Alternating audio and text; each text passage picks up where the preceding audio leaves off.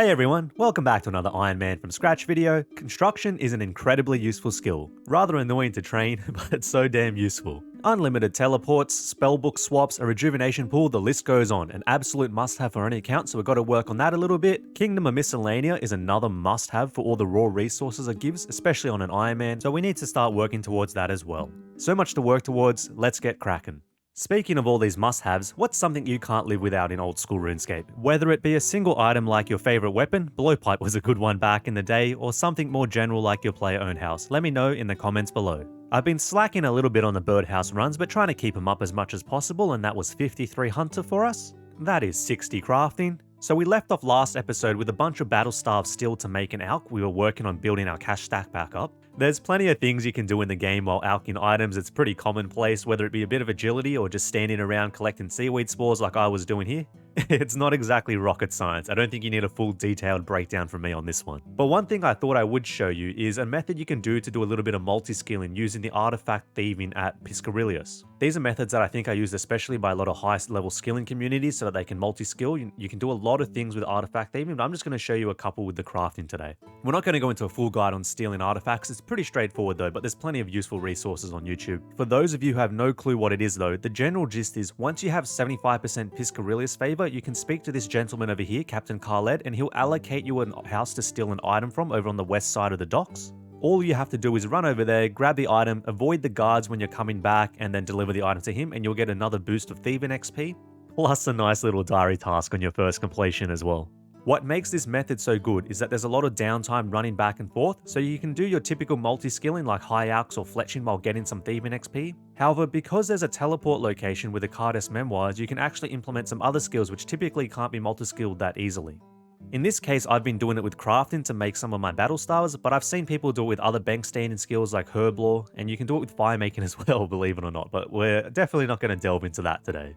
It's actually quite straightforward. You just do your thieving artifacts the normal way, but once you get your next task, rather than running straight there or teleporting out, you go to the bank with say a ring of dueling, withdraw the items that you want to use, teleport back with the Cardes Memoirs, and just go about your merry way as normal. Now in my instance, I've been using the Ferox Enclave because I'm a lower level and I don't really have much stamina. I generally have to restore every run, so it's not quite as efficient as it could be. If you had stamina potions or graceful gear and a higher agility level, it would be much better, but it still gets the job done. So you can see you'll pretty much be getting your full thieving XP. It'll be slightly less because of the bank trip, but it's not a big detour. And then you're just getting the bonus XP of whatever other skill you're doing on top of that, whether it be crafting, herb, or something else. So I was doing battle staves as my crafting. You could do it with your glass blowing as well. That would work pretty well. But yeah, there's plenty of options you can do here. If you're on a main account and not an Iron Man, you can even make it more efficient if you use an alternate account to bring you the resources. But that's a little bit too much effort for me. And obviously we're an Iron Man here, so that's not going to happen regardless. One last little tip, there's a handy little plugin from the plugin hub on RuneLite called Stealing Artifacts. It just helps by keeping track of where you need to go and highlighting the guards. If you like handy plugins or just random skilling methods like this, don't forget to drop a like on the video. It really helps me out and it's greatly appreciated. And we are done with all the battle staves. That took a lot longer than I thought it would. We got a lot of seaweed spores there, but let's go look at what we actually want to see, and that is the big juicy cash stack. 3 million buckaroos. That's a lot more cash than what we started last episode with. I think it was like 400k or something. Doing the remaining battle staves, we went from 60 crafting, which you saw earlier, up to 63, and we also got 54 hunter while we were just doing our birdhouse runs in between. No real thieving levels. I didn't have too much time to do artifact thieving, so most of it was done bank standing, but that's alright, it is what it is. Moving right along, let's just take a quick break to do a couple of odds and ends, and then it'll be straight into construction. So I want to finish off this bar crawl. We've only got a couple left. We've been doing them as we go around the map. While we're at the Jolly Boar Inn for the bar crawl, we're also going to progress with Family Crest, talking to Jonathan upstairs, and then do the bar crawl downstairs.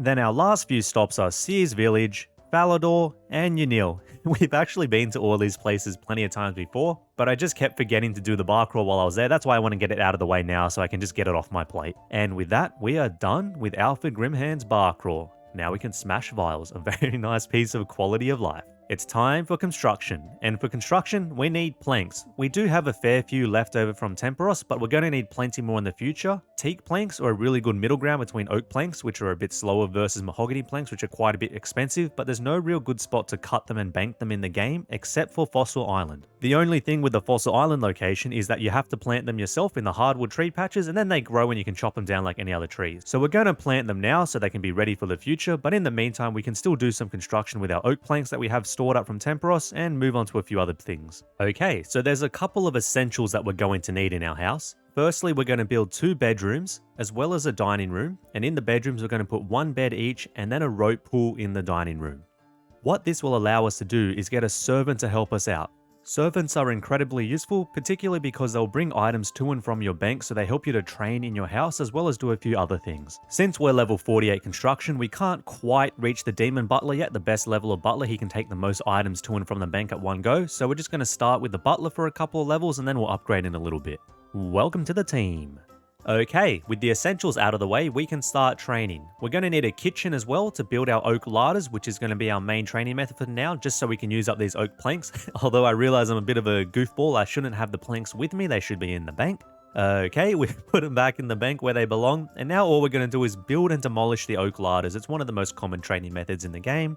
And every time we need more planks, we just talk to our butler. He's going to grab them from the bank, bring them back to us, and we're just going to rinse and repeat. These oak planks definitely won't get us as far as we want to, but let's just get as much XP as we can, and then we'll go try some Mahogany Homes. And there's 50 construction, so we can unlock the Demon Butler now, but also we've unlocked adept contracts for Mahogany Homes, which means we can use teak planks for the contracts. So once we're done with these oak planks, we'll go turn the teak logs we have from Winter Todd into planks and have a crack at some Mahogany Homes. There's 52 construction, another couple levels under our belt. I suspect that'll be our last one as well. We should probably be out of oak planks very soon. Yep, we're all out of oak planks. I was meant to keep the oak larder there so that we could take items out of it later on, but I was in such a rush that I accidentally demolished it. Ah well, is what it is. Now there's one last thing we want to build before we head off. We're going to build a menagerie? I don't know, however you say it.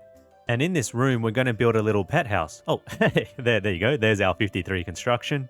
What we can do here is we'll obviously store pets, any sort of skilling pet or bossing pet in the game. But also we can store our adult cat here. And what will happen now is we can leave this cat as an adult all the time for any sort of quest requirements or whatnot. And then we can raise kittens to trade in for death runes at West Arduin as much as we want without having to worry about whether or not we've got an adult cat ready to go. It will always be here in the house waiting for us. Yep, as you can see, we've got another kitten now, and we can continue to raise this one to trade in for death runes. Now, planks are obviously essential to any construction training, even Mahogany Homes, so we need a good way to get a source of them that's not PVM at this stage.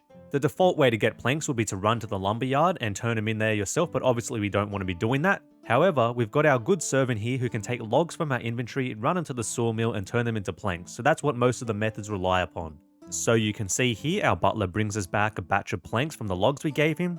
However, there's a little trick we can do to make this even better, and that is if you leave the house before he returns, he'll actually automatically bank the planks for you. So our first method is we come to a PvP world and teleport to somewhere like Camelot or Lumbridge, and there'll be a bank chest right there at the spawn. Just be careful not to walk out with your cash stack into the actual PvP area. Grab ourselves an inventory of teak planks, teleport back to the house, call our servant over and give him the planks, and then teleport out immediately. And what you can see here is, I'll show you the planks before, this is what we had. And now if we do that little trick and we teleport and come back, you can see the planks have actually gone straight to our bank. So this is method number 1, teleporting to and from the house using a PvP world and a bank chest. So the second method is you can set your player-owned house portal to Remington, and then we come over here and speak to Files in the building next door, and he will unnote our noted items for a certain small fee. Take our logs, run into the house portal, give them to the butler, send him on his way exactly the same as before, and then head back out and unnote the next batch of logs. So in terms of speed, they're both pretty similar. I think the teleporting to the house is probably slightly faster, but it's just up to your own preference. You're spending a bit of money either way, whether it's for the runes teleporting in the first method or unnoting items here, but at the end of the day, they're pretty similar and it just comes down to your personal preference in my opinion. I'm just going to wrap up these last few teak logs and then we'll get into the Mahogany Homes. Hey, there's 55 Hunter. Okay, we're all set up for Mahogany Homes. I've never actually done these before, so I was doing a bit of reading, but turns out it's really simple. This is our little basic scuffed beginner's inventory. We don't have any of the more advanced items, so we've got to make do. The biggest upgrade would be the plank sack, which lets you carry another 28 planks, but to actually get a plank sack, you have to do Mahogany Homes first, so there's not much we can do about that one. The other big one is using NPC contact, which can speed up the process a little bit, but we haven't done lunar diplomacy, so again, nothing that we can do there about that. Basically, the gist of Mahogany Homes is you're running around the map repairing certain items in some houses. There's 12 potential locations across the map, 3 in East Ardoin, 3 in Varrock, 3 in Falador, and 3 in Hosidius. And in each of those towns, there's an NPC who can give you a new contract, but for the first one, we've got to start here in Falador with Amy, so we're going to speak to her. There are 4 tiers of contract we can do: beginner, novice, adept, and expert, which use normal planks, oak planks, teak planks, and mahoganies respectively. We're going to stick to teak planks, which is just a nice middle ground between the oaks and mahoganies. All you need to complete the task is a hammer and saw and some planks, as well as up to 1 steel bar for some of the locations. And yeah, it's really just that straightforward. All you do is speak to the requisite NPC, go to the location that you're told to do, repair all the items inside. Once you're done, speak to the owner of the house and they will offer you a cup of tea, which you should always take because it basically is just a free energy restore. Then run back to the contract NPC or use NPC contact to get your next task. Most of the houses are close enough that it's fine to just walk or teleport.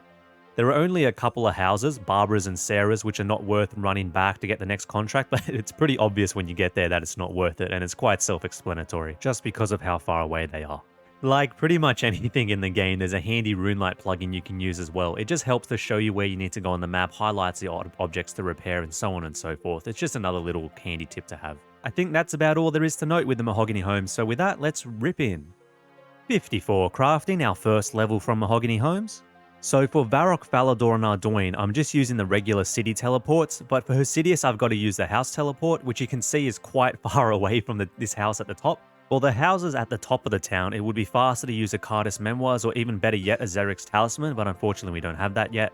The house teleport is actually the closest for Barbara's down the bottom in the farm, so it's not that bad, but it's all we've got for now anyway. 55 construction, and there is 56 construction. You can see I'm getting about 120k XP an hour, which is smack bang in the middle of the wiki's estimated rates. I could definitely be going faster, but it just took me a bit of time to get used to the process. That's the trade-off with Mahogany Homes. It's much slower than traditional construction training, however the trade-off is you need far less resources and it costs a lot less money. As an example, teak planks give 90 experience when used in a player-owned house for training. However, when they're used in Mahogany Homes, they give an average of about 280 experience, including the bonus XP. That's over 3 times the XP, so a third of the resources used pretty much. A big difference. Just missed it, but that was 57 construction. And there's 58 construction. Well, that's all the planks we've got for now, so we're going to have to call it quits there on the construction and move on. One other quick tidbit that I picked up along the way, there's actually this really useful website called OSRS Portal that I stumbled across while doing this, and it has a Mahogany Homes calculator. You can plug in your numbers and it gives you a good little estimate of the amount of resources you'll need, the number of runs, and so on and so forth. Just a handy little tool to have, so a shout out to them for that. So another essential piece of content for Ironman is the Kingdom of Miscellania. It just gives so many free resources. It's on my mind because some of those resources include mahogany logs, which we can use for construction in the future. We're getting pretty close to having it unlocked. We need to complete the Throne of Miscellania quest, and the one prerequisite we have left is Hero's Quest, and the prerequisite to that we have is Dragon Slayer 1.